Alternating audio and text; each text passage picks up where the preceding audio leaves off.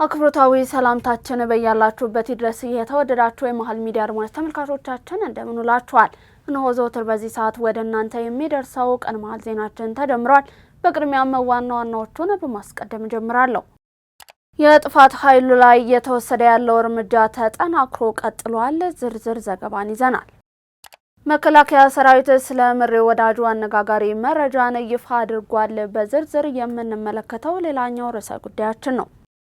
በትግራይ ክልል ወጣቶች በግዴታ ለውትድርና እየተመለመሉ መሆኑን በመግለጽ ነዋሪዎች፣ ተቃዋሚ ፓርቲዎች እንዲሁም የሰብአዊ መብት ተሟጋቾች ስጋታቸውን እየገለጹ ነው። እንዲሁም በተያያዘ ዜና በትግራይ ክልል ካለው የግዳጅ አፈሳ ያለውን የአይን እማኞች እስር፣ ድብደባ እንዲሁም ግድያ ጭምር እየተፈጸመ መሆኑን ተናግረዋል። በዝርዝር እናየዋለን። ከውጭ አሜሪካ ተጨማሪ ወታደሮችን ወደ ድንበሯ እንዳትልክ ሩሲያ አስጠነቀቀች። ለዛሬ ለታርብ ወደ እናንተ እንዲደርሱ ካጠናቀርናቸው መረጃዎቻችን መካከል አበይት ርዕሰ ጉዳዮቻችን ቀድሞ ደረሰ። ውድ ተመልካቾቻችን ከመሸጋገሪያ በኋላ ስንመለስ በዝርዝር ወደምናያቸው እናልፋለን። እስከዚያው ድረስ ዜናውን ላይክና ሼር፣ ሚዲያችንን ሰብስክራይብ በማድረግ ዜናውን ተጀምሩ ዘንድ የአክብሮት ግብዣችን ነው።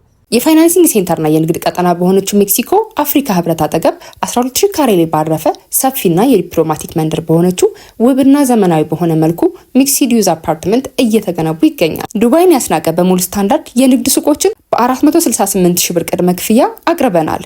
ይህ ሞል ፓኖራሚክ ሊፍት የተገጠመለት፣ ሁሉም የንግድ ሱቆች በበቂ ሁኔታ ተደራሽነትና እይታ እንዲኖራቸው ተደርገው የተሰሩ፣ በቂ ፓርኪንግ፣ ለባንክ፣ ለፋርማሲ፣ ለስፔር ፓርት፣ ለኤሌክትሮኒክስ መሸጫ፣ ለካፌ፣ ለሱፐርማርኬት እና ለተለያዩ ቢዝነስ ስራ ማዋል የሚችሏቸው ከ16 ካሬ ጀምሮ በተለያየ ካሬ አማራጮች አቅርበናል። ቀሪውን በሰባቱ ዙር የሚከፍሉት። በተጨማሪም የመኖሪያ ቤቶቻችን ከቱርክና ዱባይ አምጥተን ባጣመርናቸው ዲዛይኖች በቪላ ሞድ ስታንዳርድ ዲዛይን በተደረጉ ቤቶቻችን ላይ በሁሉም ክፍሎች ሰፊ በረንዳና የተፈጥሮ ብርሃን እንዲኖራቸው ተደርገው የተሰሩ ናቸው። በ10% ቅድመ ክፍያ ከባለ 1 እስከ ባለ 3 የመኝታ አማራጮችን አቅርበናል።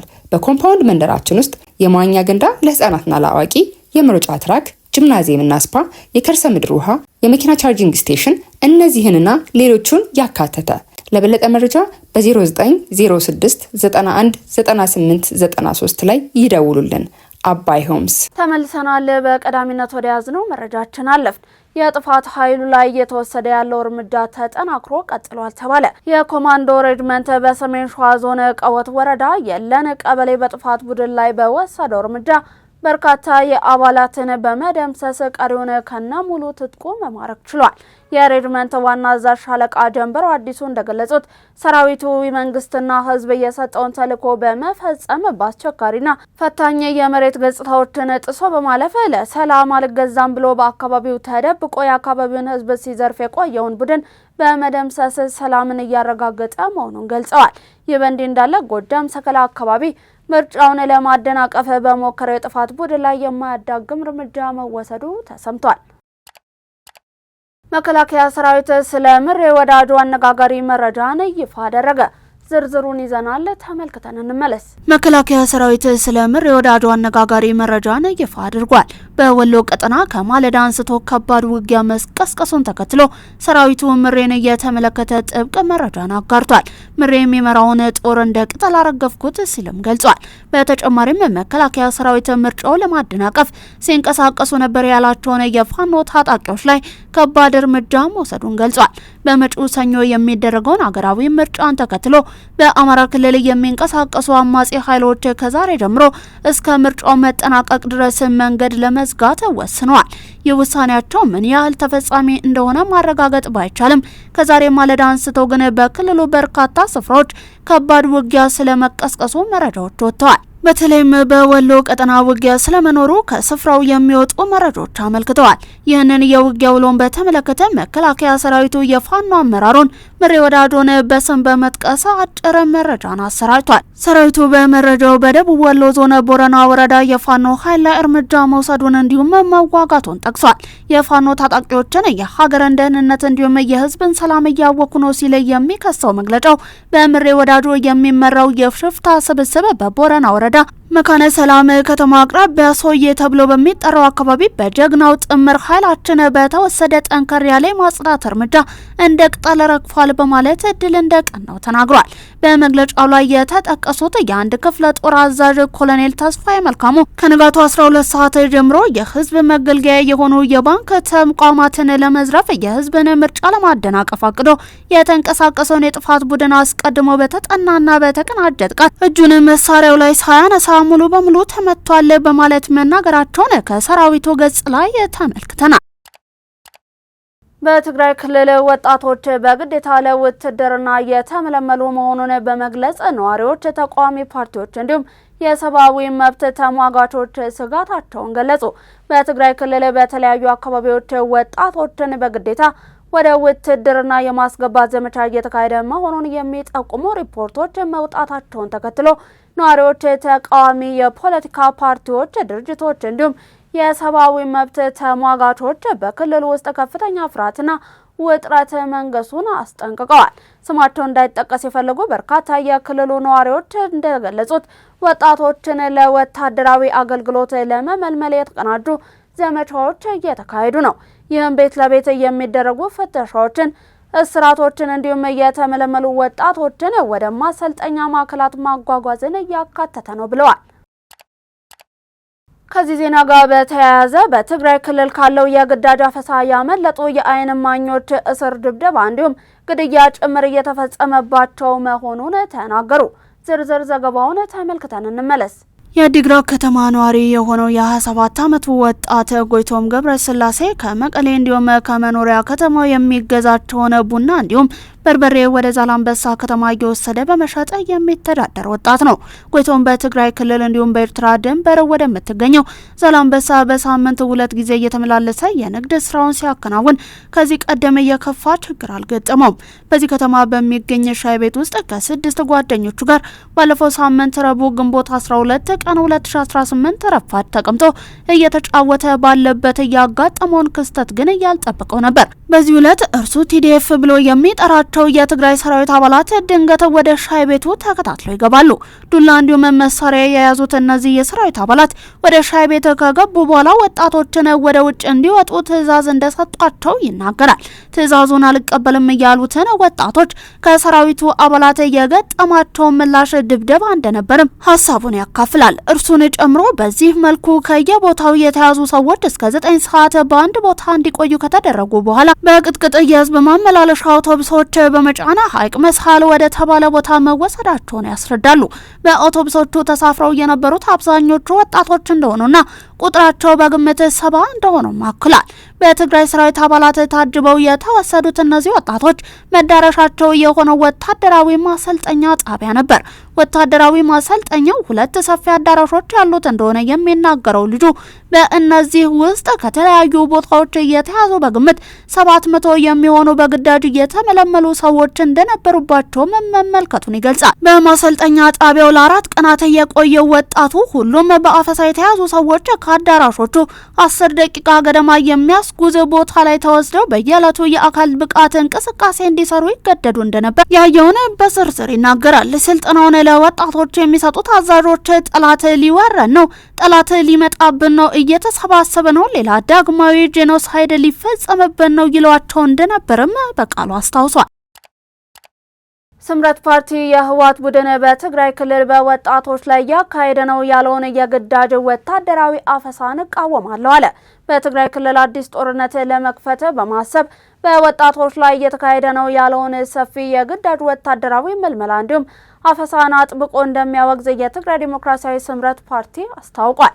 በአቶ ጌታቸው ረዳ የሚመራው ስምረት ፓርቲ በመግለጫው ይህ ድርጊት የፕሪቶሪያውን የሰላም ስምምነትን የሚጥስ መሆኑን ገልጾ የፌዴራል መንግስት እንዲሁም ዓለም አቀፉ ማህበረሰብ አስቸኳይ ጣልቃ ገብነትን እንዲያደርጉም ጥሪን አቅርቧል። የትግራይ ህዝብ ካለፈው አውዳሚ ጦርነት ሞት እንዲሁም የኢኮኖሚ ድቀት ገና ሙሉ በሙሉ ሳያገግም አንድ የህወሓት ቡድን ወጣቱን ለሌላ ዙር የእልቂት ጦርነት እየማገደ ይገኛል ሲልም ነው በጽኑ ያወገዘው። ፓርቲው በመግለጫው በመላው ትግራይ እየተካሄደ ባለው በዚህ አፈሳ እንዲሁም የግዳጅ ምልመላ ጦርነትን የተቃወሙ ወጣቶች በተለያዩ ወረዳዎች እየተደበደቡ እየታሰሩ እንዲሁም ህይወታቸውን እያጡ ነው በማለት ድርጊቱን ተቃውሟል። በግዴታ የተወሰዱ ወጣቶችም በማይታወቁ ማዕከላት ተይዘው ጥብቅ ወታደራዊ ጥበቃ እየተደረገባቸው እንደሚገኝና የልጆቻቸውን መወሰድ የተቃወሙ እናቶችም ሳይቀሩ የድብደባ እንዲሁም የእስር ሰለባ እንደሚሆኑም በመግለጫው በስፋት አብራርቷል። በግዳጅ ምልመላው ላይ የተሳተፉ ያሉ አካላትም ከድርጊታቸው እንዲቆጠቡ ያሳሰበው ፓርቲው በማህበራዊ ሚዲያ ላይ የሚንቀሳቀሱ አክቲቪስቶችም ይህንን ድርጊት የማጋለጥ ትግላቸውን አጠናክረው እንዲቀጥሉም ጠይቋል። በግዴታ የተወሰዱ ወጣቶችም ተደራጅተው መብታቸውንና የሕዝባቸውን ጥቅም ያስከብሩ ሲል ጥሪ ያስተላለፈው ስምረት ፓርቲ የኢትዮጵያ መንግስት እንዲሁም ዓለም አቀፉ ማህበረሰብ የትግራይን ህልውና የማረጋገጥና የሕዝቡን ደህንነት የመጠበቅ ኃላፊነታቸውን እንዲወጡም ጥሪን አቅርቧል። የፊታችን ሰኞ ለሚካሄደው 7ኛው ጠቅላላ ምርጫ ድምጻችንን በመስጠት ለመወሰን ተዘጋጅተናል ሲሉ የባህር ዳር ከተማ ነዋሪዎች ተናገሩ። ከ50.5 ሚሊዮን በላይ ዜጎች ድምጻቸውን ለመስጠት ካርድ የወሰዱበትና የተለያዩ የፖለቲካ ፓርቲዎች የተሳተፉበት የዘንድሮ ጠቅላላ ምርጫ የፊታችን ሰኞ ድምጽ የሚሰጥበት ይሆናል።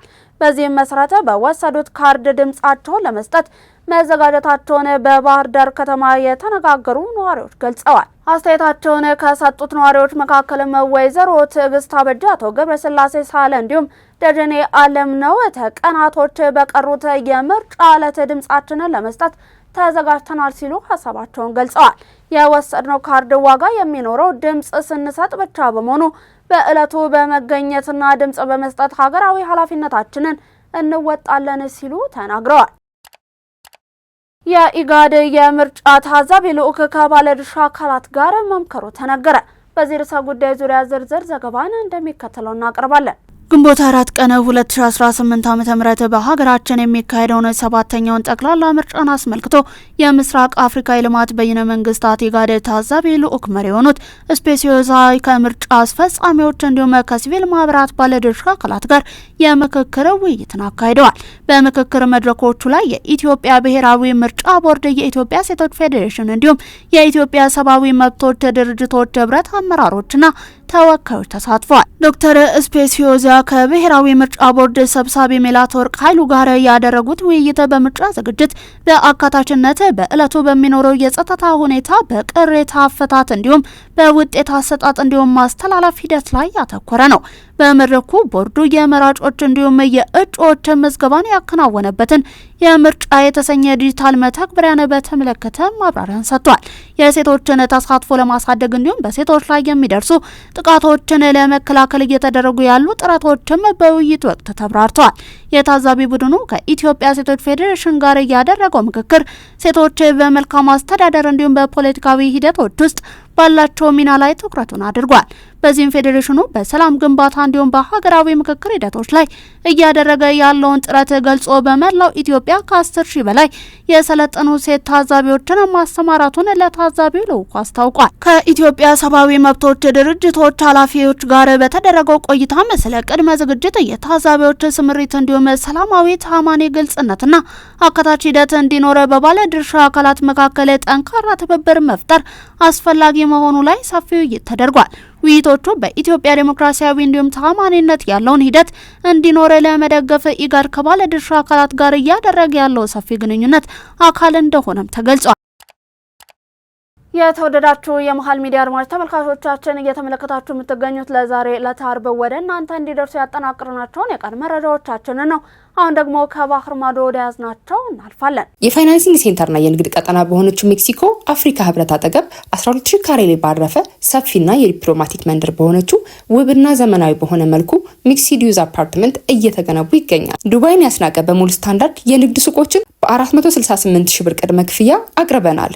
ይህ ሞል ፓኖራሚክ ሊፍት የተገጠመለት፣ ሁሉም የንግድ ሱቆች በበቂ ሁኔታ ተደራሽነትና እይታ እንዲኖራቸው ተደርገው የተሰሩ፣ በቂ ፓርኪንግ፣ ለባንክ፣ ለፋርማሲ፣ ለስፔር ፓርት፣ ለኤሌክትሮኒክስ መሸጫ፣ ለካፌ፣ ለሱፐርማርኬት እና ለተለያዩ የቢዝነስ ስራ ማዋል የሚችሏቸው ከ16 ካሬ ጀምሮ በተለያየ ካሬ አማራጮች አቅርበናል። ቀሪውን በሰባቱ ዙር የሚከፍሉት። በተጨማሪም የመኖሪያ ቤቶቻችን ከቱርክና ዱባይ አምጥተን ባጣመርናቸው ዲዛይኖች በቪላ ሞድ ስታንዳርድ ዲዛይን በተደረጉ ቤቶቻችን ላይ በሁሉም ክፍሎች ሰፊ በረንዳና የተፈጥሮ ብርሃን እንዲኖራቸው ተደርገው የተሰሩ ናቸው። በ10% ቅድመ ክፍያ ከባለ 1 እስከ ባለ 3 የመኝታ አማራጮችን አቅርበናል። በኮምፓውንድ መንደራችን ውስጥ የመዋኛ ገንዳ ለህፃናትና ለአዋቂ፣ የመሮጫ ትራክ፣ ጂምናዚየምና ስፓ፣ የከርሰ ምድር ውሃ፣ የመኪና ቻርጂንግ ስቴሽን እነዚህንና ሌሎቹን ያካተተ። ለበለጠ መረጃ በ0906 91 98 93 ላይ ይደውሉልን። አባይ ሆምስ። አሜሪካና ኢራን የተኩስ አቁም ስምምነቱን ለማራዘምና ጊዜያዊ ስምምነት ላይ ደረሱ። ዩናይትድ ስቴትስ እንዲሁም ኢራን የተኩስ አቁም ስምምነታቸውን ለተጨማሪ 60 ቀናት ለማራዘም እንዲሁም በስትራቴጂካዊ የሆርሙዝ ወሽመጥ በኩል በሚደረገው የመርከብ እንቅስቃሴ ላይ ተጥለው የነበሩ ገደቦችን ለማንሳት የሚያስችል የመጀመሪያ ደረጃ ስምምነት ላይ መድረሳቸው ተገልጿል። ይህ ስምምነት የንግድ መርከቦች በስትራቴጂካዊው የውሃ መስመር ላይ እንቅስቃሴያቸውን በድጋሚ እንደሚጀምሩም የሚፈቅድ ነው። ይሁን እንጂ ስምምነቱ እስካሁን ድረስ ፍጻሜን አላገኘም። ተደራዳሪዎቹ የኢራንን የኒውክሌር መርሃ ግብርን ጨምሮ በሌሎች አከራካሪዎች ውስብስብ ጉዳዮች ላይ ውይይት መቀጠላቸውም ተገልጿል።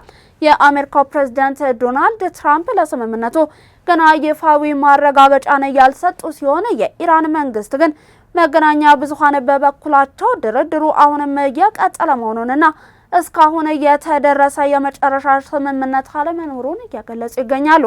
የኢራን አብዮታዊ ዘብ በበኩሉ ጥቃቱን ለመሰንዘር ጥቅም ላይ የዋለውን የአሜሪካን አየር ኃይል ማረፊያ ጣቢያን ኢላማ በማድረግ የአጸፋ እርምጃ መውሰዱን አስታውቋል። አሜሪካ ተጨማሪ ወታደሮችን ወደ ድንበሯ እንዳትልክ ሩሲያ አስጠነቀቀች። ዋሽንግተን ተጨማሪ ወታደሮችን ወደ ፖላንድ ለመላክ ቃል ከገባች በኋላ ተጨማሪ የአሜሪካ ወታደሮችን በድንበሬ አቅራቢያ ማሰማራት ተቀባይነት የለውም ስትል ሩሲያ አስጠንቅቃለች። የሩሲያ የውጭ ጉዳይ ሚኒስትር ቃል አቀባይ የሆኑት ማሪያ ዛካሮቫ ትላንት ሐሙስ በሰጡት መግለጫ መሰረት እንዲህ አይነቱ እርምጃ በአውሮፓ ውጥረትን የሚጨምርና እንዲሁም ሩሲያ በወታደራዊ ቴክኒካዊ እርምጃዎች ላይ ምላሽ እንድትሰጥ እንደሚያስገድዳት ተናግረዋል። ዛካሮቫ ኔቶ አህጉሪቱን ወደ ራስን የማጥፋት ግጭት እየገፋው ነው ሲሉ አክለዋል። በአሁኑ ጊዜ ወደ 10,000 የሚጠጉ የአሜሪካን ወታደሮች በፖላንድ የሚገኙ ሲሆን በአጠቃላይ 80,000 የሚጠጉ በመላው አውሮፓ ተሰማርተዋል ተብሏል። ፖላንድ በባልቲክ ባህር ላይ ከሚገኘው የሩሲያ ካሊኒንግራድ ክልል ጋር ድንበር የምትጋራም ሀገር ናት።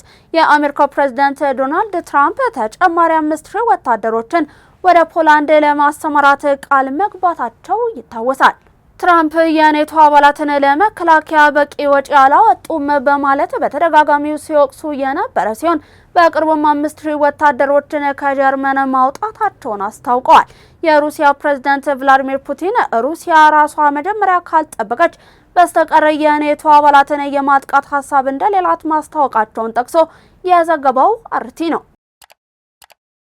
ለዛሬ ለታርብ ወደ እናንተ እንዲደርሱ ያጠናቀርናቸውን የቀን መሃል ዜናችንን አበቃን። አብራችሁን ስለነበራችሁ ምርጫችሁ አድርጋችሁ ስትመለከቱን ስለነበር እጅግ እናመሰግናለን። ዜናውን ላይክና ሼር፣ ሚዲያችንን ሰብስክራይብ በማድረግ ቤተሰብነታችሁን ታጠነክሩ ዘንድ የአክብሮት ግብዣችን ነው። ከዩቲዩብ ባለፈ በቲክቶክ፣ በፌስቡክ እንዲሁም ቴሌግራም ገጾቻችን ተጨማሪ የመሃል ይዘቶችን መመልከት ትችላላችሁ። በኔ ቦታ በቃው። ሰላማችሁ ይብዛ።